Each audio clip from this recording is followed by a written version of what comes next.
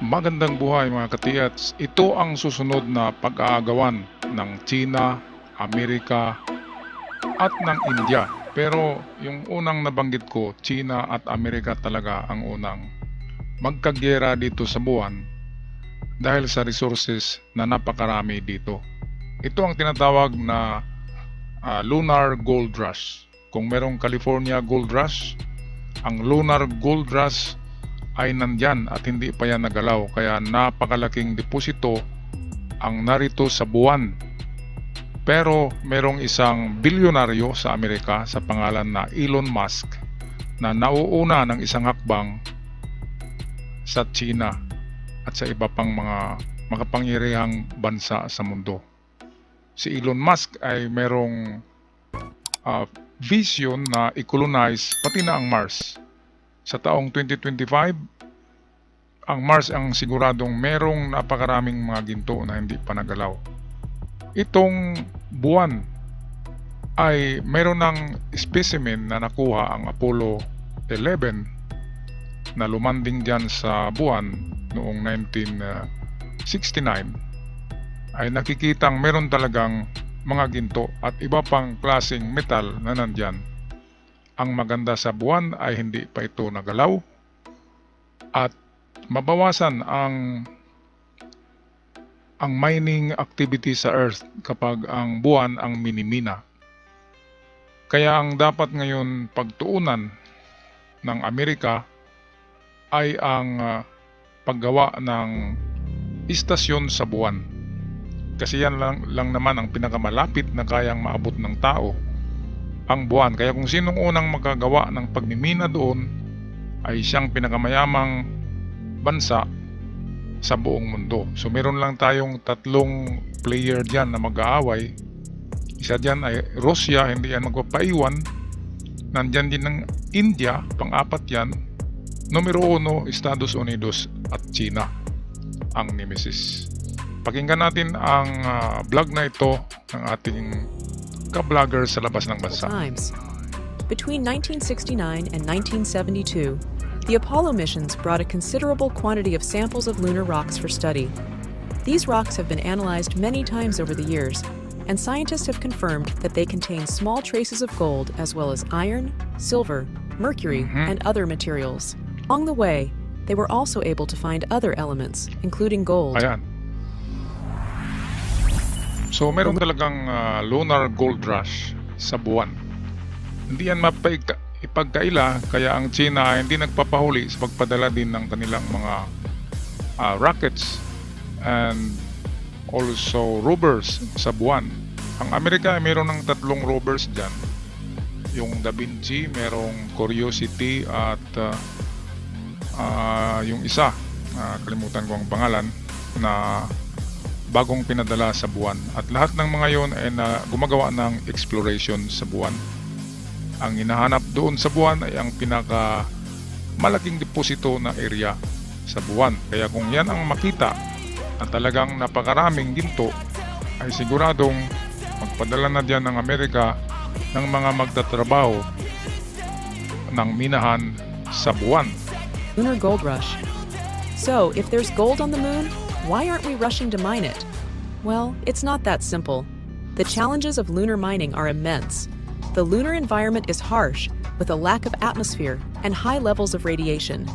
Extracting and transporting resources from the moon would require advanced technology and substantial investment. Despite the challenges, there are compelling reasons to explore the possibility of mining the moon for gold and other resources. Ang makakaya dito talagang si Elon Musk, kasi billionaire ang tao na yon. Ang pagmimina sa buwan ay gagamit na yan ng robot. Kasi hindi makahinga ang tao sa buwan, kaya kailangan mga robot. Robot muna na makapagkilos ng katulad ng tao, mag-isip ng katulad ng tao. Tinatawag yan ng mga autonomous robot na wala nang mag-control. May mga sariling isip na robot. Kapag merong ganyan na mga klaseng robot, ang ma-perfect ng Amerika, ay yan ang magtatrabaho ng minahan sa buwan. Kasi nakakahinga sila, hindi sila nagugutom, hindi rin sila namamatay. Okay, lahat ng power sa buwan ay gumagamit yan ng solar power. Kaya robot talaga ang fit na magmimina sa buwan. At kung sino man ang unang makapagtayo ng koloni sa buwan ay siyang magmamayari nito. At kung mahuhuli ang China ay magrerenta na ang China ng lupa doon sa buwan para minahin. Kung si Elon Musk ang mauna mag-declare ng titulo doon, edi sa kanya yung kalahati ng buwan o lahat ng lupa sa buwan. Kaya kung sino man ang unang makarating doon, katulad ni Columbus, kung sino man ang makadiscovery ng Amerika sa kapanahonan ni Columbus, ay magiging immortal ang pangalan niyan. At ang lugar na yon ay magiging annex karugtong ng Amerika, kung Amerika ang makapag-colonize sa buwan. For one, it could serve as a stepping stone for future deep space exploration.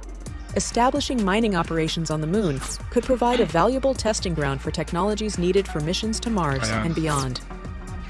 Accessing these resources from space could alleviate some of the environmental impact associated with traditional mining on Earth. Ito ang maganda kasi pag nasa buwan na tayo nagmimina, halimbawa ang Pilipinas magpapadala doon ng mga minero, halimbawa nakabili tayo ng mga robot na minero sa Amerika in the future, sabihin natin 50 years from now ay meron ng ganyan.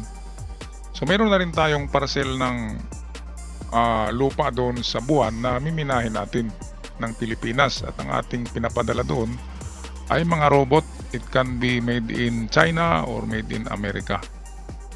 Sigurado hindi magpapahuli ang Japan dyan kapag mga robot. Kaya yan, it's alleviate itong mining activity on Earth. Mababawasan ang problema natin dito sa Earth kasi nasisira ang kalikasan natin dahil minimina. Ang masama dyan ay may mga nakatira kasi ng mga tao. Hindi katulad sa buwan, kapag minimina natin ang buwan ay walang maapektuhan doon ng mga living things kasi wala ang tao, walang hayop. So perfect talaga na miminahin natin ang buwan. Wag lang sirain, baka pasabugin ang buwan, wag lang yung ganyan. Miminahin lang with itong mga rules about mining ay kailangan meron. Kasi baka gagamitan niya ng mga pampasabog ay tuluyang masisira ang buwan.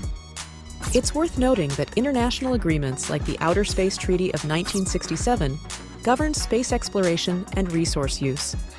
These agreements emphasize the peaceful use of space and the avoidance of harmful contamination.